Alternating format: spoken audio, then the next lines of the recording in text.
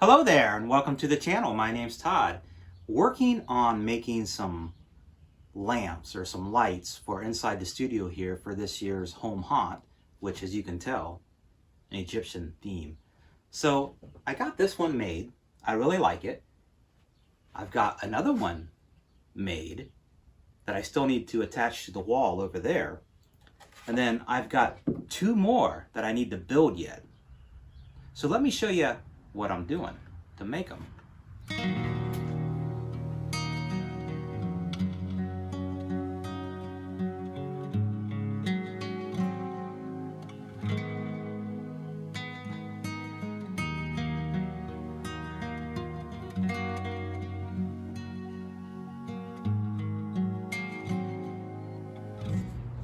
Next step is to cut these two pieces in half. I think what I'll do is I'll put them together like so, and then I'll cut them right down the center. I'm going to take my circular saw here and cut this. The theory behind this is that by nailing these two boards together and then cutting them as one, I'll have two pieces that are identical to each other. First cut turned out good.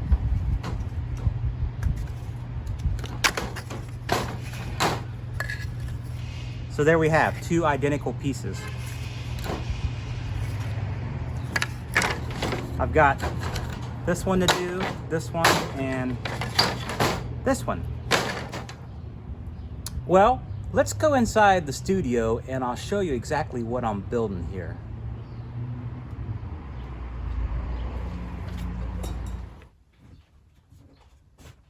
The whole purpose of making these wall torches was so that I could have some ambient lighting here in the studio for my Halloween home haunt.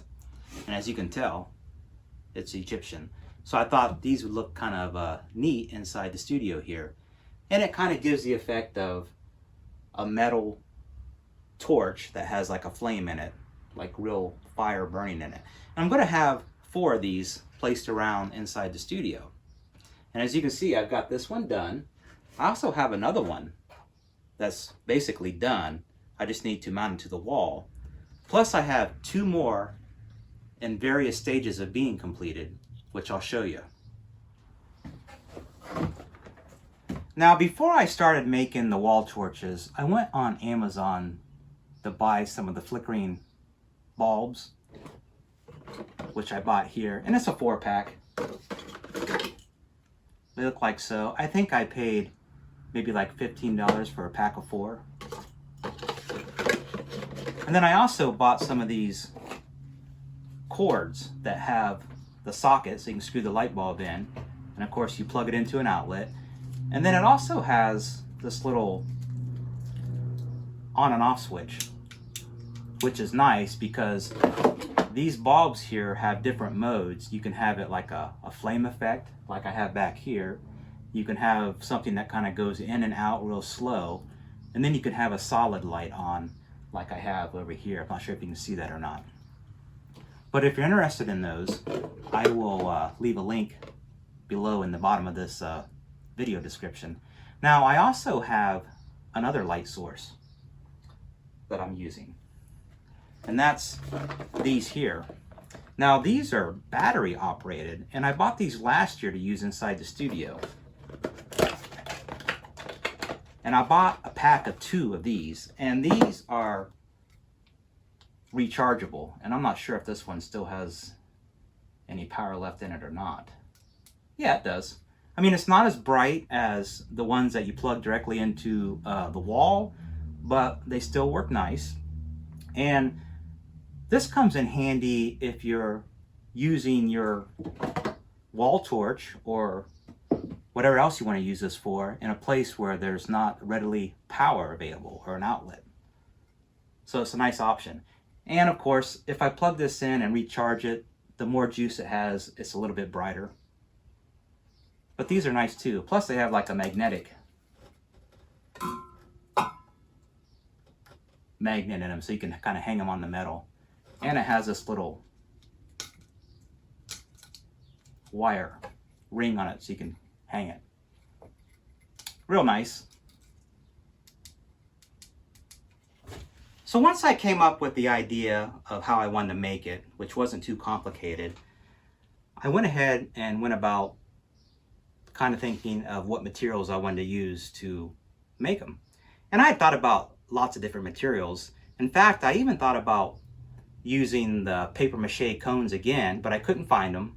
Well, I could find them, but they're expensive. And when I originally bought them, I got them for like $1 a piece, and I just wasn't going to pay like $8, $7 for one of these paper mache cones. So then I thought, well, I could use those cemetery vases, like the urns that you place on graves, like the little cones, the little plastic green cones that have the little spike that you put the fake flowers in and then stab them in the ground. I thought those would work great for little wall torches. What I was going to do was buy it, kind of paint them like black or brown or something like that, and then kind of decorate the outside and then put the light bulb inside of it. And I thought that looked pretty cool too. But again, those were like $5, $6 a piece. So I ended up going a different route. I ended up using wood.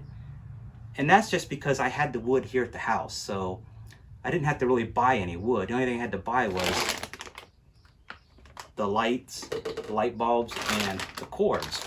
And then I bought some paint to use, of course.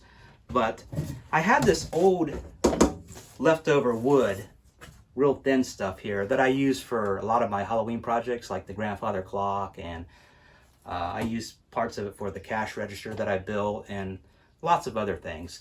So that was kind of the foundation for these light torches. Now, originally when I was making or thinking about making this, I wanted it to be more kind of pointy at the top and flared out at the top. But as I got to looking at it and trying to figure out how I was going to cut the wood, it was just simpler to kind of make it more boxy than to try to put all these angles in it. So that's why it looks the way it does. Now, I have one here that I partially put together, and I'll show you that here in a second.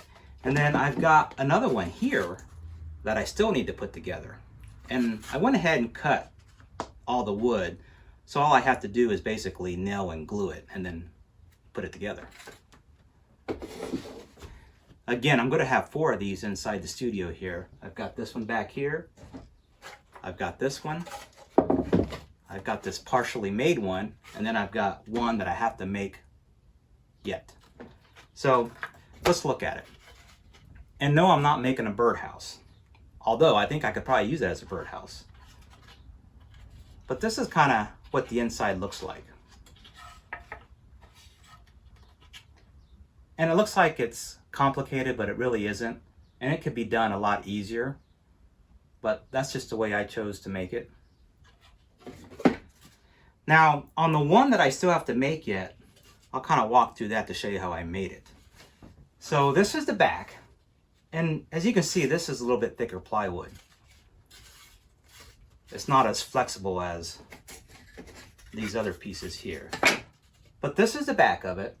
And I went ahead and made some marks here that I'm going to cut on the back. And that will give me kind of these angles in the back here. So once I have that cut, I have these side pieces here. And if you look at these sides, you can see kind of the angle that I have. It's flat here, and then it kind of slightly curves in this way. And I also have these little strips. Now these strips I'll cut down and I'll glue and nail to each edge. And these strips simply give me something to attach these side pieces to. Kind of like that. As you can see in here, these little pieces here. Once I get both the sides on, then I have another little couple pieces that I'll stick on the side here, glue and nail. And then I have a little piece like this that I cut out with a hole saw. I don't know, that's probably maybe 1.5 inches, 1 3/4 inches. And I glue that on the inside, like so. And that just allows the light bulb to kind of sit in there. And then put the front cover on, and that's it. Once that's done, I went ahead and took a bunch of these, which these are just like pieces of lumber. It was actually a bigger piece than this that I ripped on my table saw and just made a bunch of little strips. And I wanted these to look like iron, I guess, that was put on the outside. Little spikes. Not sure what you call those. So I went ahead and just glued a bunch of these around the frame. I took and cut the tops to make little spears like on the top there. Now, these holes here, when I originally made this, I wasn't going to put any holes in here. I thought I'd have enough light just coming from the top, but it didn't work very good. So I went back and I added these holes. Now, when I originally did it, I took my circular saw and just kind of plunged, like did a plunge cut in each one of these. So there was a little slit in each of them. And I tried that, and it still wasn't enough light. It didn't look very good. So I went back with my circular saw again and did more plunge cuts and made this wider.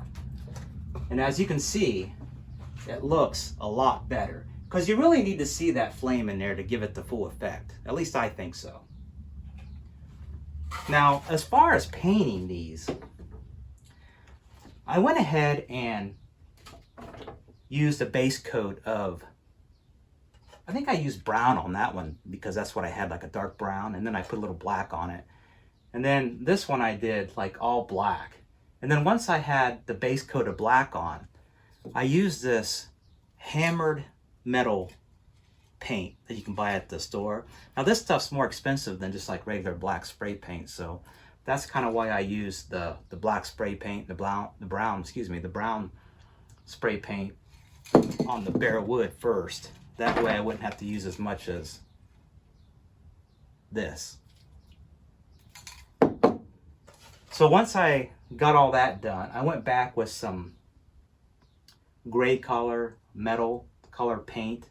That's what this is here. I just kind of did some highlights on it, just to kind of give it some variations in the color tones. And that's it.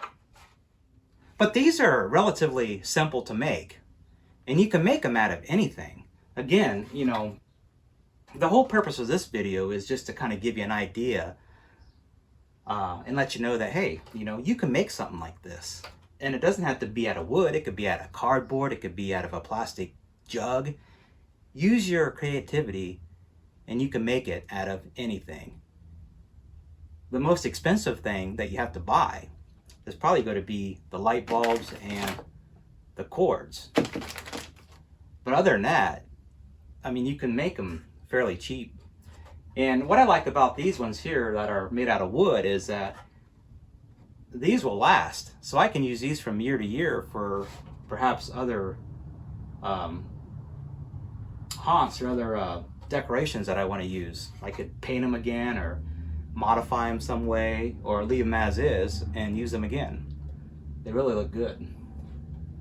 At least I think so.